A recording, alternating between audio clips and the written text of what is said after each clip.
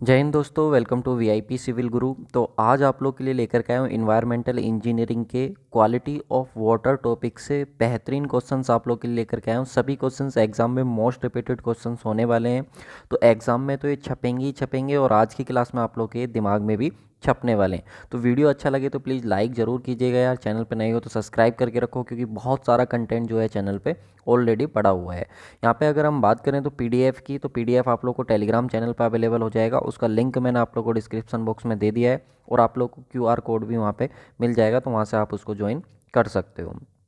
तो चलिए स्टार्ट करते हैं। यहाँ पे देखिए, सबसे पहला क्वेश्चन हमारा आज का पहला क्वेश्चन हमको क्या बोल रहा है, temporary hardness of water is caused by. देखियो, आरपीएससी का क्वेश्चन पूछा गया आप लोग का राजस्थान पब्लिक सर्विस कमीशन में 2012 में। तो अपने आप में ही अच्छा क्वेश्चन है कि temporary hardness of water is caused by. जो टेम्पररी हार्डनेस होती है वाटर के अंदर, वो इनमें से किसकी वजह से होती है, ये आप लोग को बताना। 4 ऑप्शन आप लोग के पास हैं।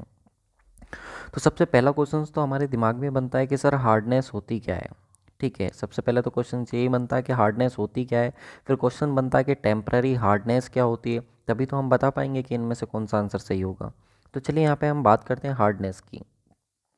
देखिए, कोई भी वाटर हमारा हार्ड है या सॉफ्ट है, कोई भी वाटर हमारा हार्ड है या सॉफ्ट है, इस चीज़ को हम जज कर सकते हैं इस बेस पे कि आप ना सोप लो, ठीक है, साबुन लो, और साबुन के साथ उस वाटर की रिएक्शन कराओ। अगर प्रॉपर तरीके से लेदर फॉर्म हो रहा है, लेदर मतलब क्या, झाग, अगर प्रॉपर तरीके से आप लोग के झाग बन रहे हैं, तो हम बोल देंगे कि वाटर हमारा क्या है, सॉफ्ट है। और झाग नहीं बन रहे हैं तो हम बोल देंगे कि वाटर कैसा है, हमारा हार्ड है। क्योंकि साबुन क्या होता है, जो सोप होता है, वो हार्ड वाटर के साथ झाग नहीं देता है, लेदर नहीं देता है। जबकि अगर हम बात करें सॉफ्ट वाटर की, तो वो प्रॉपर अमाउंट में हमको झाग या लेदर प्रोवाइड कराता है।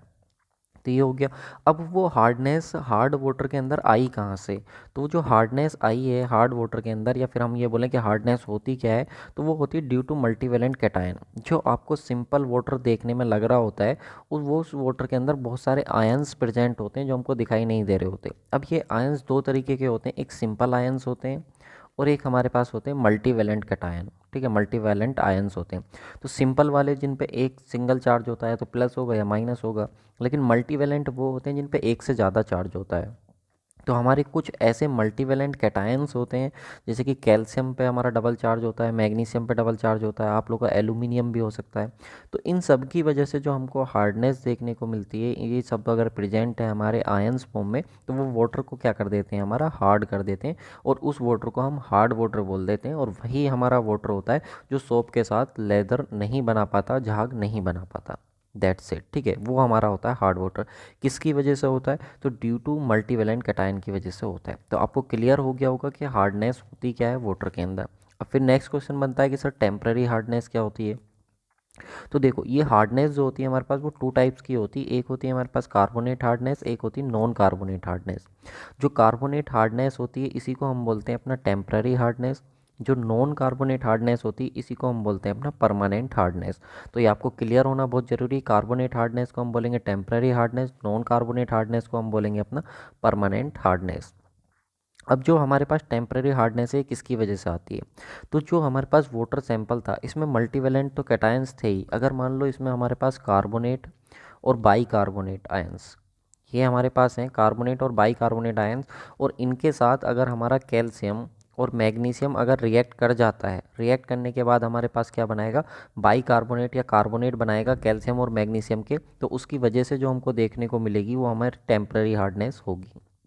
तो टेम्पररी हार्डनेस क्या होती है, जो हमारे पास कैल्शियम आयंस हैं, जो मैग्नीशियम आयंस हैं, अगर वो रिएक्ट कर जाते हैं किसके साथ, कार्बोनेट के साथ और बाई कार्बोनेट के साथ, तो यहाँ पे इनके बाद हमारा क्या फॉर्म होगा, या तो कैल्शियम का कार्बोनेट फॉर्म होगा, या कैल्शियम का हमारे पास बाई कार्बोनेट फॉर्म होगा, या हो सकता है मैग्नीशियम का कार्बोनेट फॉर्म होगा, या मैग्नीशियम का बाई कार्बोनेट फॉर्म होगा। तो ये जो हमारे पास बन के आ रहे हैं कैल्शियम और मैग्नीशियम के कार्बोनेट और बाई कार्बोनेट, इनकी वजह से क्या होती है, हमारी टेम्पररी हार्डनेस होती है। तो इसका करेक्ट आंसर क्या हो जाएगा, बाई कार्बोनेट, या फिर कार्बोनेट भी अगर बोलता वो कार्बोनेट या by carbonate of calcium and magnesium जो होता है वो रीज़न होता है किसका, टेम्पररी हार्डनेस का। तो इसका करेक्ट आंसर हो गया ऑप्शन नंबर ए। इसके बाद दूसरा आता है नॉन कार्बोनेट हार्डनेस। अच्छा, एक चीज़ और ध्यान रखना, जो हमारे पास टेम्पररी हार्डनेस होती है, इसकी वाटर को अगर हमको रिमूव करना है तो सिंपल बॉईल करके पानी को उबाल के हम इसको क्या कर सकते हैं, रिमूव कर सकते हैं। वहीं पर अगर हम बात करें अपनी परमानेंट हार्डनेस की, तो परमानेंट हार्डनेस किसकी वजह से होती है, तो अगर मान लो क्लोराइड्स हैं या फिर सल्फाइड्स हैं या फिर हमारे पास नाइट्रेट्स हैं, इनकी वजह से क्या होती है, हमारे पास जो है वो परमानेंट हार्डनेस हमको देखने को मिलती है। यानी कि जो हमारे पास मल्टीवेलेंट कैटायन है, जैसे कैल्शियम आयंस है, मैग्नीशियम है या एल्यूमिनियम है, अगर ये रिएक्ट कर जाते हैं क्लोराइड के साथ, सल्फाइड के साथ, तो जो हमारा प्रोडक्ट फॉर्म होता है, जो कंपाउंड फॉर्म होता है, वो हमारा किसका कारण बनता है, वो कारण बनता है परमानेंट हार्डनेस का। और इसी परमानेंट हार्डनेस को हम बोलते हैं अपना नॉन कार्बोनेट हार्डनेस। अब ये जो हमारे पास परमानेंट हार्डनेस होती है, इसको इतनी ईजिली जो है रिमूव नहीं किया जा सकता। तो इसके लिए हमारे पास अलग अलग मेथड होते हैं। जैसे कि एक होता है हमारे पास जियोलाइट मेथड। कौन सा होता है, जियोलाइट मेथड होता है। एक हमारे पास होता है जियोलाइट मेथड, और एक और था जो मुझे अभी याद नहीं आ रहा, आगे क्वेश्चन है उसका, चलिए अभी हम देख लेंगे। बट अभी आप ध्यान रखना, एक जियोलाइट मेथड होता है और एक दूसरा मेथड हो रहा है, आप लोग कमेंट करना वो कौन सा मेथड था। ठीक है, दूसरा मेथड कौन सा है जो आप लोग का। जियोलाइट मेथड की खास बात ये होती है कि आप लोग का जीरो हार्डनेस प्रोवाइड कराता है, या आप लोग का क्या बोलते हैं इसको, जीरो हार्डनेस जो है वो प्रोवाइड कराता है।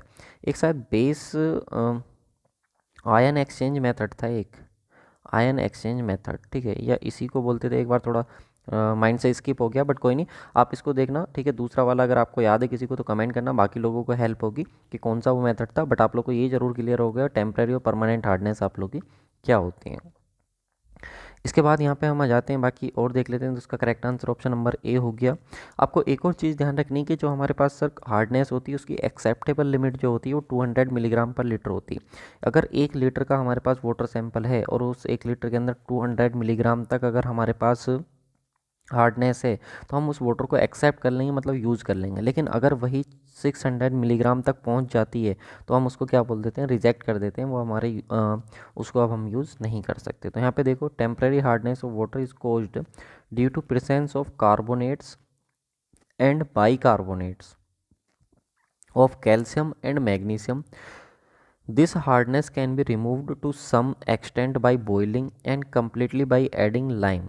ठीक है, तो अगर इस हार्डनेस को आपको रिमूव करना है, तो आप सिंपल बॉईल करके या फिर आप क्या बोल सकते हो, लाइम ऐड करके। देखो, एक मेथड था शायद soda lime process, soda lime method. कौन सा था, सोडा लाइम मेथड था। और दूसरा था हमारे पास जियोलाइट मेथड। ये दो मेथड होते हैं जिससे हम अपनी हार्डनेस को रिमूव करते हैं। तो आप लाइम सोडा ऐड करके भी क्या कर सकते हो, अपना हार्डनेस को रिमूव कर सकते हो, जो आप लोग की टेम्परेरी हार्डनेस होती है। यहाँ पे बात करें तो temporary hardness for domestic supply आप लोग का कितना होता है, 200 ppm। इसका मतलब होता है 200 मिलीग्राम पर लीटर तक जो होती है वो हमारी एक्सेप्टेबल लिमिट होती है। क्लियर।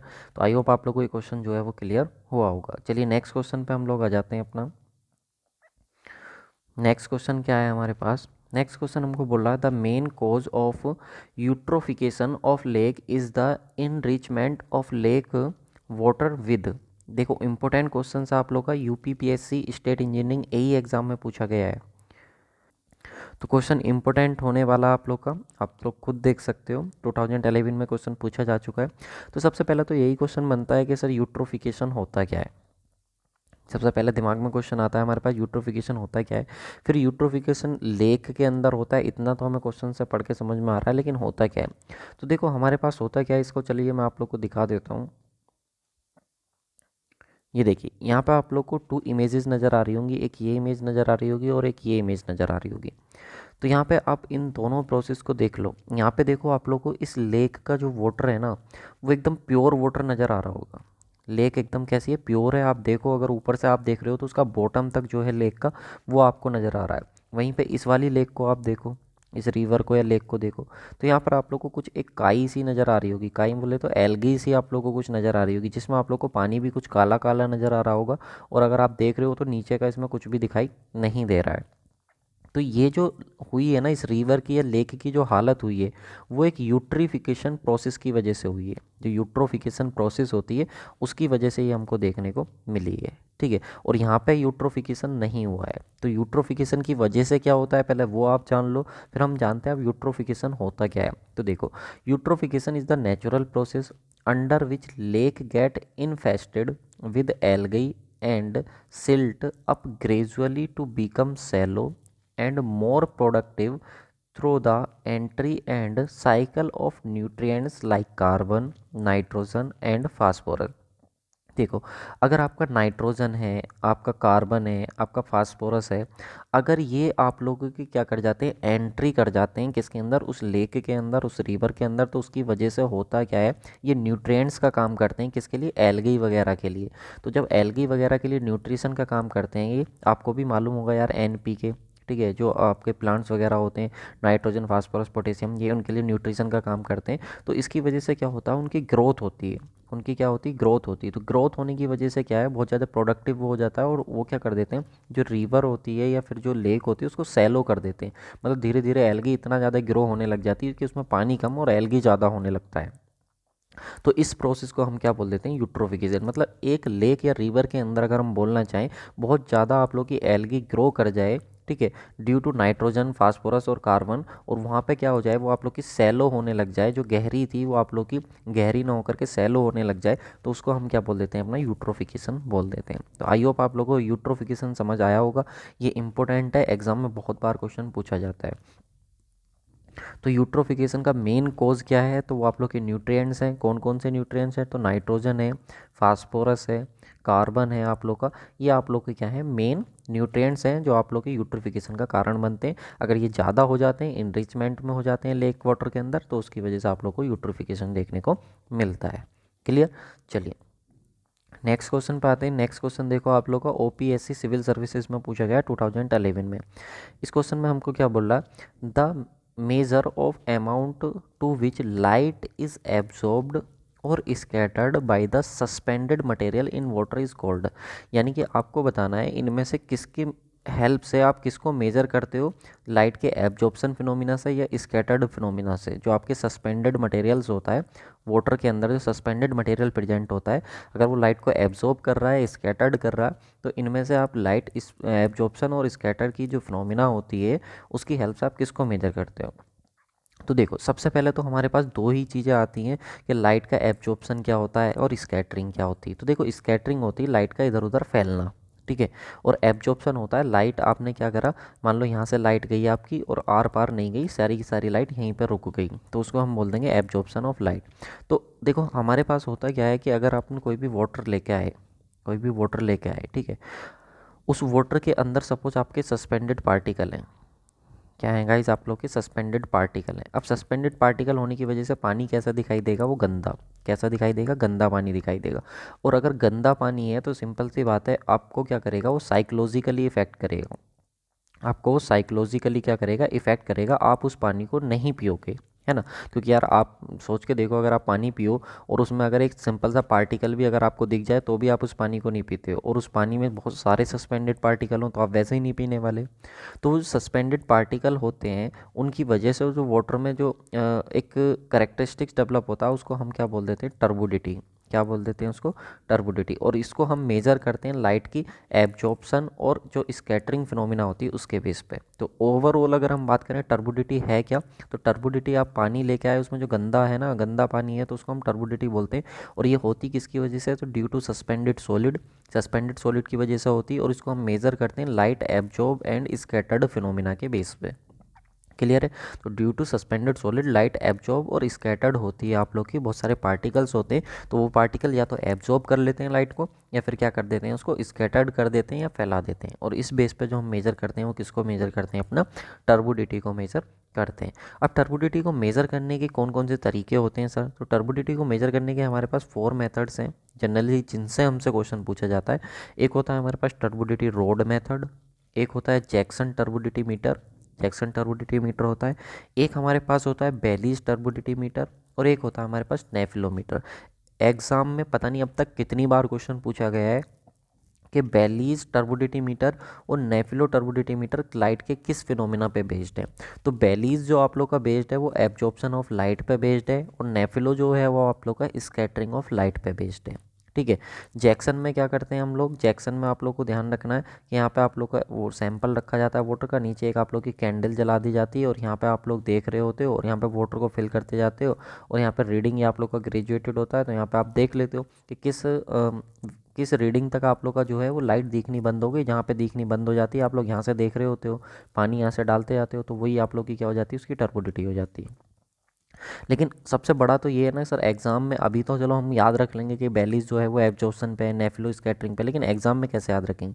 तो देखो जब आप बेलीज लिख रहे हो ना, बेलीज बेलीज टर्बोडिटी, तो इसमें बी और ए आ रहा है, तो ए को पहले लिख दो और बी को बाद में लिख दो। तो एब्जॉर्प्शन, एब्जॉर्प्शन में भी तो यही आता है ना, पहले ABSOR BTION, ठीक है, तो एब्जॉर्प्शन में यही तो आता है। तो इस तरीके से आप याद कर लेना, बेलीज जो है वो एब्जॉर्प्शन पे बेस्ड है, और बाकी जो आप लोग का बचा नेफिलोमीटर वो आप लोग का किस पे बेस्ड है, स्कैटरिंग ऑफ लाइट पे। तो ये आपसे क्वेश्चन पूछा जाएगा एग्जाम में, आपको क्वेश्चन गलत नहीं करना है, ठीक है, एग्जाम में बनेगा बिल्कुल क्वेश्चन। इसके बाद एक और क्वेश्चन बनता है आप लोग का कि जो एक्सेप्टेबल लिमिट होती है आप लोग की वो कितनी होती है? तो एक्सेप्टेबल लिमिट जो होती है टर्बोडिटी की वो 1 NTU होती है, नेफिलो टर्बोडिटी यूनिट जिसको हम बोलते हैं 1 NTU। और जो आप लोग का कोज फॉर रिजेक्शन होता है वो आप लोग का 5 NTU होता है, और 1 NTU जो है वो आप लोग का 1 ppm के इक्वल होता है, ये आप ध्यान रखना। क्लियर? तो यहाँ पे और हम देख लेते हैं अपना, the major of amount to which light is absorbed और scattered by the suspended material is called the turbidity. तो टर्बोडिटी ही मेजर करी जाती है जो एब्जॉर्प्शन और स्कैटरिंग ऑफ लाइट से मेजर करी जाती है। Turbidity is the cloud turbidity is the cloudiness और haziness of the fluid caused by large number of individual particles, जैसे कि मैंने बताया कि सस्पेंडेड सॉलिड की वजह से होती है, that generally invisible to naked eyes, और वो जनरली क्या होता है, इनविजिबल होता है हमारा नेक्ड आइज से, similar to the smoke in air, जैसे कि जो हमारा स्मोक होता है वो एयर में मिक्स होता है, सेम उसी तरीके से हमारे क्या होते हैं, ये जो पार्टिकल्स होते हैं वो वाटर के अंदर मिक्स होते हैं, जो टर्बोडिटी का कारण बनते हैं। देखिए गाइस, एक इंपॉर्टेंट अनाउंसमेंट है आप लोग के लिए, जैसे क्वेश्चन आप देख रहे हो सेम ऐसे ही प्रीवियस ईयर के क्वेश्चंस मैं आप लोगों को करा रहा हूं, जो कि 25,000 क्वेश्चंस हैं, जो सुदर्शन बैच के नाम से मैं आप लोगों को करा रहा हूं। और हमारा कोशिश है इसके लिए कि एग्जाम कोई भी हो क्वेश्चन हमारा होगा, और ये सब आप लोग को सिर्फ सब्जेक्ट वाइज ही नहीं बल्कि चैप्टर वाइज आप लोग को क्वेश्चन देखने को मिल रहे हैं सुदर्शन बैच के अंदर। लिंक मैंने डिस्क्रिप्शन बॉक्स में दे दिया है हमारे एप्लीकेशन का, जिसका नाम है VIP सिविल गुरु। बाकी आप प्ले स्टोर से भी इसको सर्च कर सकते हो, VIP सिविल गुरु एप्लीकेशन आ जाएगा, वहाँ पे आप लोग को देखने को मिल जाएगा। प्रीवियस ईयर के क्वेश्चन हैं, आपका कोई भी ऑल इंडिया एग्जाम हो, JEE AE का, आप इस बैच को लगा लेना, आपका काम खत्म, ठीक है। 8077283538 ये हमारा कॉन्टैक्ट नंबर है, आप व्हाट्सअप पे कॉन्टैक्ट कर सकते हैं, व्हाट्सअप पे कॉल कर सकते हैं, आपको कोई भी प्रॉब्लम आती है तो। दूसरा है हमारा कंटेंट ही है हमारी पहचान, civil engineering one liner plus concept course. अब तक का जो हमारा सबसे ज़्यादा पसंद किया जाने वाला कोर्स है वो one liner plus concept course है। आपका all India AE exam, SSC JEE state assistant engineer का कोई भी आपका एग्ज़ाम हो, ठीक है, कोई भी, आपको बहुत कम टाइम में पूरा कंटेंट कवर करके अगर दिया है तो इस कोर्स के अंदर दिया है। तो अगर आपको 2 या 3 मंथ्स में आपको कुछ भी अपना कवर करना है और सारे टॉपिक्स कवर करने हैं विद क्वेश्चंस, तो आप यहाँ पे देख सकते हो, यहाँ पे आप लोग को with questions with previous year questions आप लोग को देखने को मिल जाएंगे। इस बैच की जो वैलिडिटी है वो 1 ईयर है, और इसकी जो आप लोग की वो 2.5 ईयर है। तो लिंक डिस्क्रिप्शन बॉक्स में दिया है, आप लोग को कंटेंट अगर वैल्यूएबल लगे तो ज्वाइन करो, वरना कोई नहीं, यूट्यूब पर भी बहुत कंटेंट है, आप यहाँ पर देख लो, कोई दिक्कत वाली बात नहीं। लेकिन हाँ, जिसको कुछ एक्स्ट्रा ऑर्डनरी करना है, जिसको कम टाइम में ज़्यादा कंटेंट कवर करना है, जल्दी एग्ज़ाम क्लियर करना है, तो उसके लिए आप लोगों के लिए ये 2 बैच बहुत ज़्यादा हेल्पफुल होने वाले हैं। नेक्स्ट क्वेश्चन आता है हमारे पास, temporary hardness is due to presence of. Temporary hardness किसकी वजह से होती है? तो अभी हमने ऊपर अपना डिस्कस करा था, इसको होती है आप लोग की bicarbonate of calcium and magnesium की वजह से होती है, ठीक है। किसकी वजह से होती है? मल्टीवैलेंट कैटायन की वजह से, कैल्शियम और मैग्नीशियम, ऑलरेडी डिस्कस कर चुका हूँ। 2 तरीके की हार्डनेस होती है, कार्बोनेट और non carbonate hardness. Temporary hardness जो कैल्शियम मैग्नीशियम के जो कार्बोनेट बाइकार्बोनेट बनते हैं उनकी वजह से होती है, और जो आप लोग के कैल्शियम मैग्नीशियम के क्लोराइड सल्फाइड्स जो होते हैं उनकी वजह से आप लोग की परमानेंट हार्डनेस बनती है, ठीक है। यहाँ पे बात करें तो इसको रिमूव करने का आप लोग के तरीके होते हैं, एक तो आप लोग का सोडा लाइम मेथड होता है, और एक आप लोग का जो है जियोलाइट मेथड होता है। 2 मेथड हम जो है वो अपने यूज़ करते हैं, और टेम्परेरी हार्डनेस को सिंपल हम अपना बॉईल करके उसको रिमूव कर सकते हैं। तो ये ऑलरेडी मैं आप लोग के साथ डिस्कस कर चुका हूँ सारी चीज़ें। नेक्स्ट क्वेश्चन हमारे पास आता है, इंपॉर्टेंट क्वेश्चन है आप लोग का, 2 बार एग्जाम में पूछा गया है, यहाँ पे आप देख लो, तेलंगाना पब्लिक सर्विस कमीशन में पूछा गया है, और आप लोग का ये West Bengal public service commission में पूछा गया। यहाँ पे क्या बोल रहा था, permissible colour of domestic water on platinum cobalt scale. यहाँ पे हमको बोल रहा है कि जो डोमेस्टिक वाटर होता है, डोमेस्टिक वाटर जिसको हम अपना घर पे यूज करते हैं, उसका जो परमिसिबल कलर होना चाहिए कोबाल्ट स्केल एक होती है जो कलर मेजरमेंट के लिए यूज़ करी जाती है वाटर का। तो जो प्लेटिनियम कोबाल्ट स्केल है, अगर वाटर सही है तो उसकी रीडिंग कितनी होनी चाहिए कोबाल्ट स्केल पे, ये हमसे पूछा है। या फिर यहाँ पे बोल रहा है कि maximum permissible colour for domestic supply based on cobalt scale. Cobalt scale पे उसका कितना मैक्सिमम जो है वो आप लोग का परमिसिबल वैल्यू मिलनी चाहिए कलर की, वो हमसे पूछ रहा है। तो इसका करेक्ट आंसर आप लोग का हो जाना चाहिए मेरे अकॉर्डिंग 20 ppm, 20 मिलीग्राम पर लीटर आप लोग का ये मैक्सिमम वैल्यू आप लोग की कंसिडर करी जाती है। तो यहाँ पे आप इसको देख लो, मैक्सिमम परमिसिबल कलर, क्योंकि आपको फैक्चुअल क्वेश्चन है, आपको याद होना चाहिए, ये वैल्यू हम कम पढ़ते हैं एक्चुअली में कलर की, तो इसलिए क्वेश्चन मैंने इंक्लूड किया है। Maximum permissible colour for domestic supply based on cobalt scale कितनी होती है, 20 मिलीग्राम पर लीटर होती है। अकॉर्डिंग टू, अगर हम बात करें जो हमारा इंडियन स्टैंडर्ड कोड है 10500/2012, इसके बेस पे बात करें तो कलर की जो एक्सेप्टेबल लिमिट रखी जाती है आप लोग की, वो कितनी रखी जाती है, 5 रखी जाती है, 5 ppm। और जो आप लोग की परमिसिबल होती है, ठीक है, परमिसिबल है अब्सेंस ऑफ अल्टरनेट सोर्स के केस में जो रखी जाती है, या कोज फॉर रिजेक्शन भी आप जिसको बोल सकते हो, 15 ppm होती है। ठीक है, कोबाल्ट स्केल पे कितनी मिलती है, तो आप लोग की 20 मिलती है। तो कोबाल्ट स्केल ये तो हमको पता होती हैं दोनों वैल्यू, लेकिन कोबाल्ट स्केल वाली नहीं पता होती, तो इसलिए ये क्वेश्चन मैंने आप लोग के लिए यहाँ पे इंक्लूड किया है। नेक्स्ट क्वेश्चन आता है हमारे पास, which is the latest Indian standard drinking water specification. तो इंडियन ड्रिंकिंग वाटर का जो कोड है वो लेटेस्ट कोड कौन सा आप लोग का, तो 10500/2012। अभी तो मैंने आप लोगों को ये बताया था, तो इसका करेक्ट आंसर हो जाएगा ऑप्शन नंबर ए। LMRC में क्वेश्चन पूछा गया 2018 में, तो बिल्कुल लेटेस्ट क्वेश्चन है, अच्छा क्वेश्चन है। तो यहाँ पे आप देख सकते हो, this standard and specify the acceptable limit and permissible limit in the absence of alternate source. It recommended that the acceptable limit is to be uh, implemented as value in excess of those mentioned under acceptable render the water not suitable। यानी कि ये आप लोग का code है जो अलग अलग वैल्यूज़ को बताता है, जो आप लोग की कौन सी एक्सेप्टेबल होगी, कौन सी कोज फॉर रिजेक्शन होगी, किस वैल्यू तक आप लोग किसी भी वाटर को यूज कर सकते हो, अलग अलग प्रॉपर्टी के केस में, अलग अलग क्वालिटी पैरामीटर्स के केस में। तो उस केस में हमको ये कोड जो है अपना वो बताता है। नेक्स्ट क्वेश्चन हमारे पास है, जो पुराना कोड था हमारा उसके अकॉर्डिंग ही क्वेश्चन पूछा गया है। As per Indian standard 10500/1991 desirable limit of dissolved solid in drinking water. देखिए हमारे पास जो डिजोल्व्ड सॉलिड हैं जो ड्रिंकिंग वाटर के अंदर होते हैं, उनकी एक्सेप्टेबल या डिज़ायरेबल लिमिट कितनी होती है, ये हमसे क्वेश्चन में पूछा है। तो सबसे पहले तो देखिए, जो आपके पास सॉलिड होते हैं, जो आपके पास सस्पेंडेड सॉलिड हैं, जो आपके पास डिजोल्व्ड सॉलिड हैं, ठीक है, सस्पेंडेड सॉलिड आप लोग के आ जाते हैं फिजिकल क्वालिटी पैरामीटर में, और डिजोल्व्ड सॉलिड आ जाते हैं आप लोग के केमिकल क्वालिटी पैरामीटर में। तो इनकी वजह से, सस्पेंडेड सॉलिड की वजह से तो होती थी टर्बुडिटी, क्या होती थी, टर्बिडिटी होती थी, और हमको देख के मालूम पड़ जाता था कि पानी गंदा है, नेक्ड आइज से हम उसको देख लेते थे।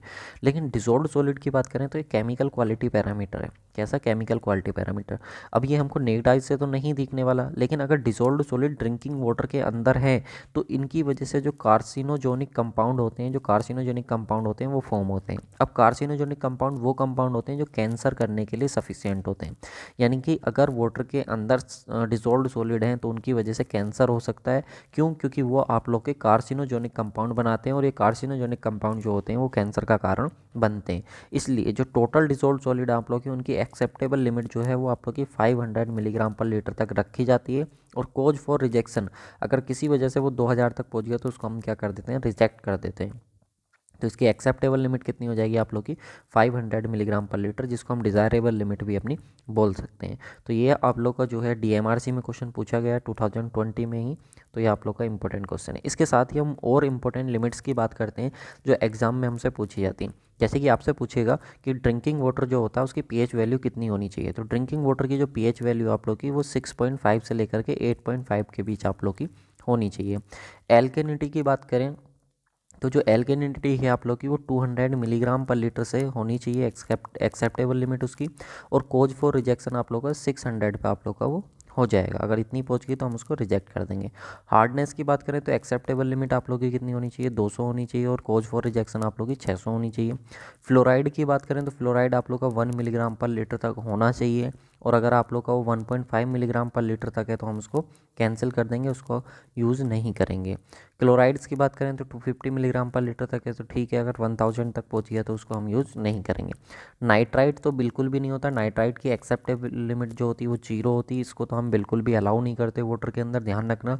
और जो नाइट्रेट होता है वो 45 मिलीग्राम पर लीटर तक होता है, लेकिन अगर वो 45 मिलीग्राम पर लीटर से ज़्यादा हो जाए तो उसकी वजह से बच्चों में एक डिजीज़ हो जाती है जिसको हम बोल देते हैं ब्लू बेबी डिजीज़। ठीक है, ब्लू बेबी डिजीज़, ये आप ध्यान रखना, ये इंपॉर्टेंट हैं, जितनी भी एग्जाम में पूछी जाती हैं सब मैंने आप लोगों को एक जगह लिख के दे दिए हैं। नेक्स्ट क्वेश्चन है आप लोगों के पास, what is the acceptable limit of pH. अभी मैंने आप लोगों को बताया था 6.5 से लेकर के 8.5 तक होती है, तो करेक्ट आंसर हो जाएगा ऑप्शन नंबर डी। देख लो आप लोग, 2 बार एग्जाम में क्वेश्चन पूछा गया, अच्छा क्वेश्चन है। नेक्स्ट है हमारे पास, नेक्स्ट क्वेश्चन हमारे पास है, dental cavities are disease caused by drinking water. जो आप लोग की डेंटल कैविटीज़ है ड्रिंकिंग वाटर में किसके प्रेजेंस या किसके अब्सेंस की वजह से होती है, ये आप लोगों को बताना है। ये क्वेश्चन आप लोगों को 2016 में पूछा गया। तो ये हमारा होता है फ्लोराइड कंटेंट की वजह से। अब फ्लोराइड कंटेंट की वजह से होता है तो फ्लोराइड एक्सिस में होगा तब होगा या फ्लोराइड अब्सेंस में होगा तब होगा। ये तो हमको पता होता है कि डेंटल कैविटीज़ जो होती हैं वो फ्लोराइड की वजह से होती हैं, लेकिन एग्जाम ने कंफ्यूज कर दिया आपको कि फ्लोराइड एक्सिस में होगा तब होगा या फ्लोराइड होगा ही नहीं तब होगा। तो इस चीज़ को समझो आप, जो फ्लोराइड कंटेंट होता है अगर हमारा वो 1 मिलीग्राम पर लीटर तक है तो वो हमारा प्रिवेंट करता है डेंटल कैविटी को। मतलब हम ये चाहेंगे कि हमारा जो वाटर है उसके अंदर 1 मिलीग्राम पर लीटर तक की कंसनट्रेशन के साथ जो है वो फ्लोराइड प्रेजेंट होना चाहिए। लेकिन अगर वो 1.5 तक पहुंच जाता है तो उसकी वजह से डीकलराइजेशन होना शुरू हो जाता है, दांत पीले पड़ना शुरू हो जाते हैं, उस तरह की फिनोमिना हमको देखने को मिलती है। अगर 5 मिलीग्राम पर लीटर तक हो जाए किसी वजह से तो हमारी इसकी वजह से वोन फ्लोरोसिस हो जाता है, यानी कि हड्डियां कमज़ोर हो जाती हैं, मुड़ने लगती हैं अगर इतना ज़्यादा हो जाता है। और अगर ये जीरो है, जीरो मतलब फ्लोराइड कंटेंट है ही नहीं बिल्कुल भी, तो इसकी वजह से क्या होती है हमारी डेंटल कैविटीज़ हो जाती हैं, दांतों में कैविटीज़ हो जाती हैं। इसीलिए बोलते हैं कि होना भी ज़रूरी है, और कितना होना ज़रूरी है, 1 मिलीग्राम पर लीटर तक होना ज़रूरी है। और अगर नहीं हुआ तो डेंटल कैविटीज़ का आपको सामना करना पड़ेगा। तो इसके अब्सेंस की वजह से, फ्लोराइड के अब्सेंस की वजह से हमको देखने को मिलता है डेंटल कैविटीज़। एक्सेप्टेबल लिमिट कितनी होती है तो 1 मिलीग्राम पर लीटर होती है। कोज फॉर रिजेक्शन कितना होता है, 1.5 मिलीग्राम पर लीटर इसका हो जाता है। ठीक है, तो ये सारी चीज़ें आप लोगों को मैं डिस्कस कर चुका हूँ। नेक्स्ट क्वेश्चन आता है हमारे पास, Indian standard for acceptable limit of arsenic. जो आपका आर्सेनिक होता है उसकी एक्सेप्टेबल लिमिट कितनी होती है, तो ये आप लोगों का 2012 में क्वेश्चन पूछा गया है। तो आर्सेनिक की आपको एक्सेप्टेबल लिमिट बतानी है, तो इसकी तो बहुत कम रखी जाती है आप लोगों की, 0.01 मिलीग्राम पर लीटर। ठीक है, तो इसका करेक्ट आंसर हो जाएगा ऑप्शन नंबर 1। तो ये भी याद रखना आप लोग। यहाँ पे देखो आर्सेनिक आप लोग का एक टॉक्सिक मेटल होता है, यही ना दिमाग में आ रहा होगा कि आर्सेनिक होता क्या है। तो आर्सेनिक एक टॉक्सिक मेटल होता है, एक जहरीला मेटल होता है जो वाटर में अगर प्रेजेंट है तो उसकी वजह से क्या होते हैं, हमारे जो लंग्स होते हैं वो इफेक्ट हो जाते हैं। तो इसलिए इसकी जो परमिसेबल लिमिट है वो आप लोग की 0.1 मिलीग्राम पर लीटर तक आप लोग की रखी जाती है। और आर्सेनिक या कैडमियम दोनों की सेम रहती है। अगर हम पूछें फिनोल्स, अगर फिनोल्स आई गया तो उसकी 0.01 मिलीग्राम पर लीटर रहती है। मरकरी, मरकरी याद रखना, नॉट मोर देन 0.001 मिलीग्राम पर लीटर। और फिनोल्स भी 0.001 मिलीग्राम पर लीटर। आयरन्स की बात करें तो जो Fe होता है वो भी आप लोग का 0.3 मिलीग्राम पर लीटर तक रखा जाता है। और जो आप लोग का मैग्नीज होता है Mn, ये आप लोग का 0.05 मिलीग्राम पर लीटर। ये सब क्या होते हैं, आप लोग के टॉक्सिक मेटल होते हैं, अगर वाटर के अंदर प्रेजेंट है तो इनकी कंसनट्रेशन बहुत कम रखी जाती है। इस चीज़ को आप ध्यान रखना, अगर इससे ज़्यादा हुई तो तुरंत हम अपना उसको क्या कर देंगे, रिजेक्ट कर देंगे। नेक्स्ट क्वेश्चन हमारे पास आता है, standard EDTA solution is use to determine. तो देखो जो हमारा हार्डनेस होती है वाटर की उसको हम डिटरमाइन करने के लिए किसका यूज़ करते हैं, EDT सॉल्यूशन का। तो हार्डनेस को देखो, हार्डनेस को हम पता करने के लिए हम अपना जो प्रोसेस का यूज़ करते हैं या फिर जो हमारा टेस्ट परफॉर्म करा जाता है वो हमारा होता है डाइल्यूशन। क्या होता है, डाइल्यूशन। और डाइल्यूशन आप लोग को मालूम होगा, डाइल्यूशन में क्या करते हैं हम, जो भी वाटर सैंपल है उसमें जो भी किसी भी चीज़ की कंसंट्रेशन प्रेजेंट है उसको डिस्टर्ब किए बिना उसका वॉल्यूम हम बढ़ा देते हैं। इस चीज़ को हम बोलते हैं अपना डाइल्यूशन। तो डाइल्यूशन हमारा एक प्रोसेस होता है जिसकी हेल्प से हम अपना हार्डनेस को पता करते हैं। लेकिन जब डाइल्यूशन हम करते हैं तो उसमें बाहर से हम ऐड करते हैं EDTA। अब ये EDTA क्या होता है, तो आप लोग का होता है ethylene diamine tetra acetic acid. क्या होता है, ethylene, diamine, tetra acetic acid, ये हमारा ऐड करा जाता है। अब पूरा प्रोसीजर तो मैं आपको नहीं समझा सकता, but one liner plus concept course में ये सारी चीज़ें मैंने आप लोगों को अच्छे से एक्सप्लेन की हुई हैं। अगर आप उस बैच के स्टूडेंट हो तो ये क्वेश्चन आप लोग आराम से बना ले रहे होगे, क्योंकि E D T A, E B T सब मैंने आप लोगों को वहाँ पे बता रखा है। Ethylene, diamine, tetra acetic acid आप लोग का होता है, जिसमें एक्सेप्टेबल लिमिट 200 मिलीग्राम पर लीटर होती है, और कोज फॉर रिजेक्शन जो हो जाता है वो 600 मिलीग्राम पर लीटर आप लोग का हो जाता है। ठीक है, तो इसकी फुल फॉर्म भी मैंने आप लोगों को बता दी, डाइल्यूशन क्या होता है वो भी मैंने आप लोगों को बता दिया, और इसको हम अपना यूज करते हैं एज अ इंडिकेटर। ये भी ध्यान रखना, एक स्पेशल इंडिकेटर की तरह हम इसको अपना यूज करते हैं। तो करेक्ट आंसर क्या हो जाएगा हमारा, ऑप्शन नंबर डी बिल्कुल करेक्ट आंसर हो जाएगा। नेक्स्ट क्वेश्चन है हमारा, eutrophication of water bodies occurs due to excess washing of fertilization chemical into the water bodies along the run off. तो अभी देखो ये क्वेश्चन कितनी बार पूछा गया, मैंने बोला ना जो यूट्रोफिकेशन है ये बहुत इंपॉर्टेंट प्रोसेस है, जो आप लोग का किसकी वजह से होता है, नाइट्रोजन हो गया, फास्फोरस हो गया, कार्बन हो गया, अगर ये बहुत ज़्यादा हो जाते हैं आपके लेक के अंदर तो उसकी वजह से एल्गी जो कर जाती है बहुत जल्दी ग्रो कर जाती है। ठीक है, जिसकी वजह से जो आप लोग की लेक है वो सैलो होने लग जाती है। ठीक है, उसकी जो गहराई है वो कम होने लग जाती है। इस फिनोमिना को हम बोलते हैं अपना यूट्रोफिकेशन। तो नाइट्रोजन और फास्फोरस कौन से ऑप्शन में, ऑप्शन नंबर ए में। ठीक है, अब देख लो कितनी बारी क्वेश्चन पूछा गया है, एक बार पहले भी आ चुका है, तो कितना इंपॉर्टेंट ये है आप इस चीज़ से अंदाजा आप खुद लगा सकते हो। नेक्स्ट क्वेश्चन है हमारे पास, in water treatment plant dissolved iron and manganese can be removed from the water by. जो आपका वाटर ट्रीटमेंट है, आपका वाटर ट्रीटमेंट जो आप लोग का प्लांट है, उसमें dissolved iron and manganese can be removed from the water, उसको हम कैसे रिमूव करते हैं। तो देखो जो भी आप लोग के पास कुछ गैसेस होती हैं, कुछ ऐसे मिनरल्स होते हैं जो हमारे एरिएशन और फिल्ट्रेशन प्रोसेस के थ्रू क्या करे जाते हैं, रिमूव करे जाते हैं। उनमें से हमारा एक आयरन है, एक मैग्नीज है। इनको अगर हमको रिमूव करना हो तो हम इसको रिमूव करते हैं एरिएशन और फिल्ट्रेशन प्रोसेस के थ्रू। तो इसका करेक्ट आंसर हो जाएगा ऑप्शन नंबर सी। 2 बार एग्जाम में पूछा गया, बट एग्जाम में आता है एरिएशन क्या होता है। फिल्ट्रेशन तो आप लोग को मालूम ही है, फिल्ट्रेशन तो हम बहुत अच्छे से पढ़ते हैं, स्लो सैंड फिल्टर हो गया, रैपिड सैंड फिल्टर हो गया, ये हम 2 फिल्ट्रेशन अपने पढ़ते हैं, और आने वाले टाइम में इसको हम अच्छे से डिस्कस भी करेंगे और क्वेश्चन भी इस पे लेके आएंगे। अभी हम बात करते हैं एरिएशन की। एरिएशन क्या होता है, allow water to absorption of oxygen, यानी कि हम क्या करते हैं, वाटर को अलाउ करते हैं ऑक्सीजन को एब्जॉर्ब करने के लिए, जिसकी वजह से रिमूव हो सकें कुछ मिनरल्स, कुछ गैसेज, कुछ ऑर्गेनिक मैटर जो हैं वो हमारे क्या हो सकें, रिमूव हो सकें। It is adopted for ground water, और ये किसके लिए अडोप्ट करा जाता है, एरिएशन प्रोसेस ग्राउंड वाटर के लिए अडोप्ट करा जाता है। आपको लगता होगा कि सर गैसेस कैसे रिमूव हो जाएंगी, ऑर्गेनिक मैटर कैसे रिमूव हो। देखो कुछ चीज़ें ऑक्सीडाइज हो जाती हैं ऑक्सीजन की प्रेजेंस में, और ऑक्सीडाइज होना क्या होता है, एक तरीके से डिकम्पोजिशन ही होता है। तो जो ऑर्गेनिक मैटर हैं, कुछ गैसेज हैं, डिकम्पोज हो जाती हैं, जिसकी वजह से वो वाटर से अलग हम उसको अपना कर देते हैं। तो एरिएशन ऐसी ही कुछ प्रोसेस है। अब ये आप लोग के पास करेक्ट आंसर हो गया ऑप्शन नंबर सी।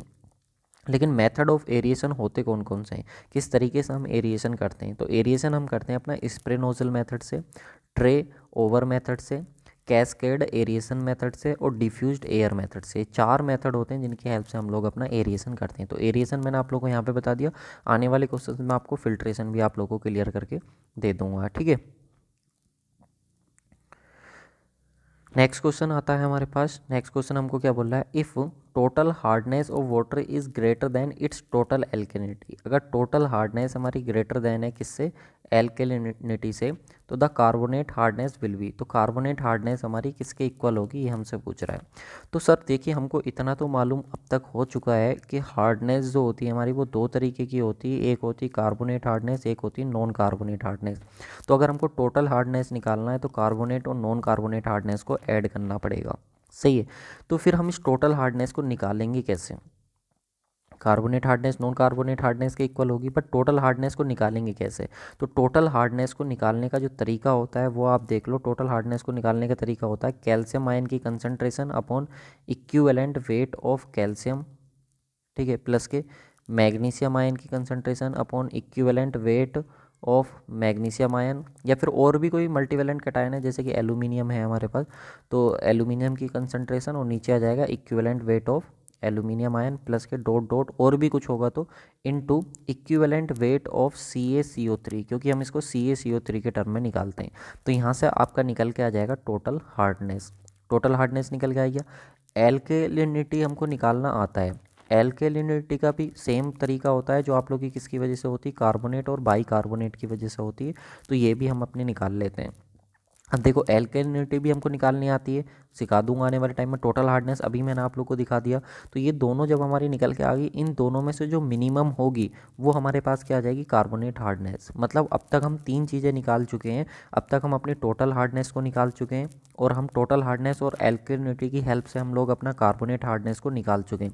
यानी कि ये हमको पता है, ये हमको पता है, तो हम क्या ये नहीं निकाल सकते भाई? नॉन कार्बोनेट हार्डनेस निकालने के लिए सर क्या करो, टोटल हार्डनेस माइनस के कार्बोनेट हार्डनेस कर दो। तो देखो नॉन कार्बोनेट हार्डनेस निकालने के लिए हम क्या करेंगे, टोटल हार्डनेस माइनस के कार्बोनेट हार्डनेस हम कर देंगे। तो यानी कि अगर हमको ये तीनों हार्डनेस निकालनी है, तो तीनों हार्डनेस निकालने का सबसे पहले तरीका होता है टोटल हार्डनेस को निकालो। फिर दूसरा तरीका होता है हमारे पास कार्बोनेट हार्डनेस को निकालो, जो कि मिनिमम हमको वैल्यू मिलेगी किस में से, टोटल हार्डनेस और एल्केलिनिटी में से। फिर तीसरा नंबर होता है हमारा नॉन कार्बोनेट हार्डनेस को निकालने का। लेकिन यहाँ पे सबसे इंपॉर्टेंट बात ये निकल के आती है कि जो हमारे पास नॉन कार्बोनेट हार्डनेस है, इसकी वैल्यू जीरो होती है। कब जीरो होती है? अगर हमारे पास सोडियम एल्केलिनिटी प्रेजेंट है, यानी कि Na2CO3 प्रेजेंट है, या NaSCO3 अगर प्रेजेंट है वाटर के अंदर, तो इस केस में हमारे पास जो नॉन कार्बोनेट हार्डनेस है वो जीरो हो जाती है। तो अगर नॉन कार्बोनेट हार्डनेस जीरो हो गई, तो उस केस में हमारी टोटल हार्डनेस किसके इक्वल हो जाती है, कार्बोनेट हार्डनेस के इक्वल हो जाती है। वेरी वेरी इंपॉर्टेंट पॉइंट है, एग्जाम में पता नहीं अब तक कितनी बार ये क्वेश्चन पूछा गया होगा, तो इसको आप जरूर ध्यान रखिएगा। तो अब क्वेश्चन में क्या पूछा था, if total hardness is greater than एल्केलिनिटी। अगर टोटल हार्डनेस हमारी ज़्यादा है किससे, एल्केलिनिटी से, तो टोटल हार्डनेस अगर ज़्यादा है एल्केलिनिटी से, तो एल्केलिनिटी कम है, टोटल हार्डनेस ज़्यादा है, तो कार्बोनेट हार्डनेस किसके इक्वल होगी, तो कार्बोनेट हार्डनेस जो इन दोनों में से कम होगी उसके इक्वल तो होगी, तो एल्केलिनिटी के इक्वल हो जाएगी। तो टोटल एल्केलिनिटी के इक्वल हो जाएगी। करेक्ट आंसर हो जाएगा ऑप्शन नंबर ए। ठीक है, आई होप आपको ये क्वेश्चन जो है वो क्लियर हुआ होगा। तो correct answer option number A हो जाएगा। ये सब मैं आप लोगों को बता चुका हूँ। ये आपका टोटल हार्डनेस निकालने का फॉर्मूला होता है। इक्विवेलेंट वेट कैसे निकालते हैं, तो इक्विवेलेंट वेट निकालते हैं मोलिकुलर वेट अपॉन वैलेंसी करके हम अपना निकाल लेते हैं। क्लियर, चलिए नेक्स्ट क्वेश्चन है हमारे पास। कैल्शियम का कंसंट्रेशन हमको मालूम है, कैल्शियम आयन का, मैग्नीशियम आयन का मालूम है, what is the total hardness. Low next question हमने टोटल हार्डनेस भी देख लिया कि टोटल हार्डनेस हम निकालेंगे कैसे। कैल्शियम और मैग्नीशियम की कंसंट्रेशन हमको मालूम है, फॉर्मूला हमको आता है। फॉर्मूला क्या आता है हमको, फॉर्मूला हमको आता है total hardness is equal to, देख लो total hardness is equal to हमारे पास होता है कैल्शियम का आयन कंसंट्रेशन, जो कि कितना हमको गिवन है क्वेश्चन में 40 upon equivalent weight, equivalent weight of calcium. Equivalent weight कैसे निकालेंगे, इक्विवेलेंट वेट हम निकाल देते हैं उसका, जो उसकी मोलिकुलर वेट है, मोलिकुलर वेट होता है कैल्शियम का 40 और बैलेंसी होती है इसकी 2, तो कट कर दो कितना आएगा 20 आएगा प्लस के। उसके बाद आता है हमारे पास मैग्नीशियम का कंसंट्रेशन कितना गिवन है क्वेश्चन में, तो वो गिवन है 12।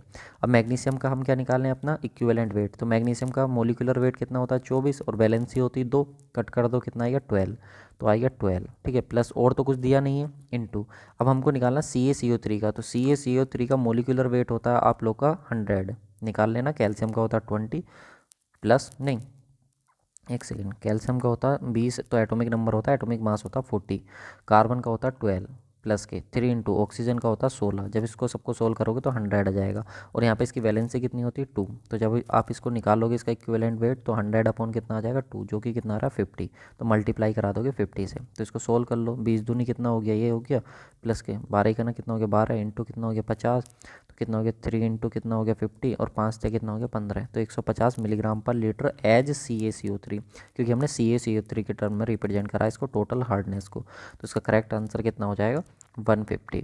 ऐसा क्वेश्चन पूछा जाता है, SCaCO3 correct answer option number A हो जाएगा। ये क्वेश्चन बहुत बार एग्जाम में देखने को मिलता है। अब इस क्वेश्चन को लगाओ, देखो कितनी बार क्वेश्चन पूछा गया एग्जाम में, आप इससे अंदाज़ा लगा लो सही कितना इंपॉर्टेंट क्वेश्चन होने वाला। सुदर्शन बैच में सब ऐसे ही क्वेश्चंस आपको मिलेंगे जो किसी ना किसी एग्जाम में पूछे गए। कोई भी एक भी क्वेश्चन ऐसा नहीं मिलेगा जो मेरे द्वारा डिज़ाइन करा गया हो या किसी टेस्ट सीरीज का क्वेश्चन हो। सबके सब क्वेश्चन आप लोग को वो मिलने वाले जो आप लोग के क्वेश्चन किसी ना किसी एग्जाम में पूछे गए, और आप अंदाज़ा लगा सकते हो वो क्वेश्चन कितना इंपॉर्टेंट होता है। तो ब्लू बेबी डिजीज़ जो होता है आप लोग का due to presence of excess amount of pollutant drinking water, तो जो आपका नाइट्रेट होता है मैंने बताया था अभी 45 मिलीग्राम पर लीटर तक होना चाहिए, बट अगर इससे ज़्यादा हो जाता है तो बच्चों में एक डिजीज़ देखने को मिलती है जिसको ब्लू बेबी डिजीज़ बोलते हैं, और वो आप लोग का किसकी वजह से होती है, नाइट्रेट की वजह से होती है, ये आपको बताया। और इसी ब्लू बेबी डिजीज़ को एक और बोलते हैं मैथोमोग्लोबिनिया, मैथोमोग्लोबिनिया भी इसी को बोला जाता है। ठीक है, तो मैथोमोग्लोबिनिया का जो कॉमन नेम है वो ब्लू बेबी डिजीज़ है। ठीक है, जो इसका साइंटिफिक या टेक्निकल नेम है वो मैथोमोग्लोबिनिया है, ये आपको ध्यान रखना। नेक्स्ट क्वेश्चन है आप लोग का, क्या बोला गया, bacteria which consume organic matter as source of carbon and energy is known as. तो देखो हमारे पास होता क्या है, बायोलॉजिकल एक्टिविटी होती है। बायोलॉजिकल एक्टिविटी में हमारे पास माइक्रो ऑर्गेनिज्म होते हैं और ये माइक्रो ऑर्गेनिज्म डायरेक्टली प्रोपोर्शनल होते हैं टेम्परेचर के। मतलब टेम्परेचर अगर आप बढ़ा दोगे तो माइक्रो ऑर्गेनिज्म की जो एक्टिविटी है वो बढ़ जाती है। तो कोई भी जो माइक्रो ऑर्गेनिज्म है वो आपका बायोलॉजिकल एक्टिविटी को समझ लो, ये बहुत इंपॉर्टेंट है। तो कोई भी माइक्रो ऑर्गेनिज्म है वो आप लोग का यूज़ करता है कार्बन डाइऑक्साइड को, और कार्बन डाइऑक्साइड को यूज़ करके क्या करता है, डिकम्पोज करता है आप लोग का जो बायोडिग्रेडेबल ऑर्गेनिक मैटर होते हैं। दो तरीके के ऑर्गेनिक मैटर होते हैं, एक बायोडिग्रेडेबल, एक नॉन बायोडिग्रेडेबल। तो जो बायोडिग्रेडेबल ऑर्गेनिक मैटर होते हैं जिनमें कार्बन प्रेजेंट होता है, और कार्बन को क्या करते हैं माइक्रो ऑर्गेनिज्म एनर्जी की तरह अपना यूज करते हैं, और एनर्जी लेकर के यानी कि बायोडिग्रेडेबल ऑर्गेनिक मैटर से ही क्या करते हैं जो माइक्रो ऑर्गेनिज्म होते हैं वो एनर्जी लेते हैं कार्बन को यूज करके, और उनको प्रोड्यूस करते हैं और डिकम्पोज कर देते हैं किसमें, बायोमास में। किसमें कन्वर्ट कर देते हैं, बायोमास में, एक वेस्ट में क्या है उसको कन्वर्ट कर देते हैं। ठीक है, तो जो बैक्टीरिया होते हैं कंज्यूम करते हैं ऑर्गेनिक मैटर को, और सोर्स क्या रहता है उनका एनर्जी का, वो कार्बन रहता है। कार्बन जो एनर्जी की सोर्स की तरह यूज करते हैं, तो उनको क्या बोलते हैं, उन बैक्टीरिया को क्या बोलते हैं, तो उन बैक्टीरिया को हम बोलते हैं कीमो हेट्रोट्रोपिक। क्या बोलते हैं, कीमो हेट्रोट्रोपिक। देखो हेट्रोट्रोपिक तो होंगे,